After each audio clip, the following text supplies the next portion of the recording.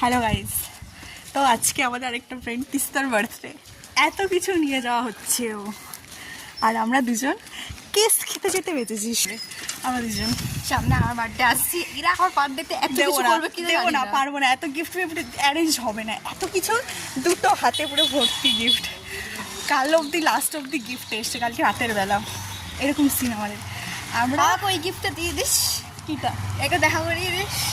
ও বাবা, বয়ফ্রেন্ডের সাথে দেখা করাতে বলছি, ঠিক আছে তুই কপালে থাকে তো দেখা করে দেবো। সামনেই বার্থডে, উইশ করবো কি করে? কাকে? বন্ধ কর। আরে বলে দে না। হাই, আমরা এখানে ডিম ময়দা দিয়েছি, এটা ফাটাবো ওর মাথায়। আমরা ডিম ময়দা দিকে ও কেস খেয়েছে প্রচুর জোর। ওই মানুষটা ঢুকে গেছে ভিতরে, আমাদের কিছু করার নেই, আমাদের কিছু করার ছিল না। ঘরের ভিতরে এইসব ডার্টি মাইন্ডের ছেলে মেয়েকে নিয়ে বাধ্য আমাকে এইটা নিয়ে বার হতে হয়েছে, যাতে আমার মায়ের কাছে সামনে ডিম বেড়ে গেলে। আচ্ছা, ওর ফোনটা আমার কাছে রেখে দিয়ে গেছে, এটা তো আমার দোষ নয়। ও কেন ওর ফোন নিয়ে যায়নি? আমি আমার পাশের ফোন কাউকে দিই না। আমি এই ভিডিওটা এখন ওর ফোনেই চলছে, আর ফোনটা এখন আমার হাতে, ও কাউকে দেয় না পার্সোনাল ফোন। মানে আমি একটু সামনে আছি বলে ওকে দিয়েছি। ও সামনে আছে বলে দিয়েছে, ও মরে গেলে তো জানে না। আন্টিকে ভুলভাল বুঝিয়ে আমরাই কেসটা খাওয়াবো।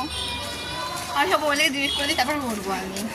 চাপ নেই এত, তুই সুসাইড প্ল্যান করবি না, আমি আমার হোয়াটসঅ্যাপে একটা চ্যাট আর ইনস্টাগ্রামের একটা চ্যাট ডিলিট করে দিই, তারপর আমি মরবো। Guys, I know he, I know